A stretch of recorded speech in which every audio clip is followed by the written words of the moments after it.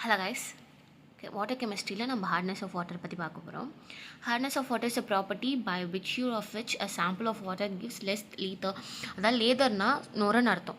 அதாவது கம்மி நுரை வந்து ஒரு சோப்பை நீங்கள் தேய்க்கும் போது கம்மி நுரை வந்துச்சுன்னா அது ஹார்ட் வாட்டர்.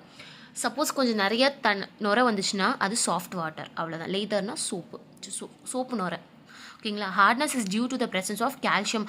ஹார்ட்னஸ் எதனால் அப்படின்னா கால்சியமும் மெக்னீஷியம் அயான்ஸும் வாட்டரில் இருக்கிறதுனால தான். ஓகேங்களா. நெக்ஸ்ட்டு வந்து soap is sodium or potassium salts of higher fatty acid. When soap is applied in hard water, calcium and magnesium ion react with soap. அதாவது சோப் வந்து சோடியமும் பொட்டாசியம் வச்சு பண்ணியிருப்பாங்க சால்ட்டி. அது வந்து நம்ம வந்து ஹாட் வாட்டர் கூட போடும்போது கால்சியம் மெக்னீஷியம் அயான்ஸும் வந்து ரியாக்ட் ஆகுது சோப் கூட. ஓகேவா.